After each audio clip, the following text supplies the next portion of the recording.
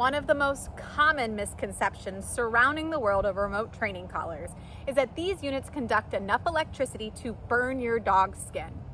Let's take a deeper look into this very common myth, typically circulated by uninformed people who still call it the shock collar. First, we must understand what is actually happening within the e-collar itself. The technology that is utilized in today's remote training collars has come a long way. And brands like Dogtra have been able to finesse the use of static stimulation in a way that provides a light tingling sensation only to the areas that are directly touching the contact points.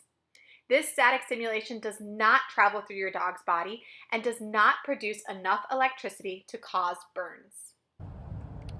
So now we know that the static stim produced from your e-collar is not capable of burning your dog's skin, but maybe when you take the collar off, you might see some mystery marks left behind.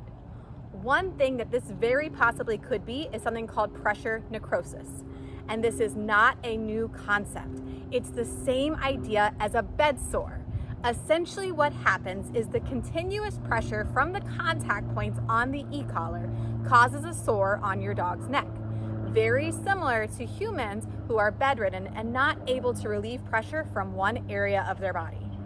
Something else that will look very similar to a burn is if your dog is having an allergic reaction to the surgical steel of the contact points. You can very easily swap these out for the titanium comfort pad contact points, which will provide relief for your dog's sensitive skin. Luckily, preventing pressure necrosis is very, very easy. It's as simple as ensuring your dog's collar fits correctly and they're not wearing it for too long. Make sure your dog's e-collar fits snugly around their neck so that it's not able to freely rotate, but it's not too tight, as you still want to be able to slide 2 fingers between the strap and their neck. If your dog is wearing the collar for more than 2 hours at a time, simply rotate the collar to a new area to provide relief to the original location. And if your dog is wearing the collar in times where they might get wet, such as rain, snow, or swimming, make sure to remove the collar after activity, as trapped moisture can increase the risk of irritation, just like how wearing wet socks in your shoes would potentially cause irritation to your feet. If you notice that your dog has formed pressure necrosis, the very first thing you want to do is remove your e-collar, clean the area, and then disinfect your e-collar with rubbing alcohol.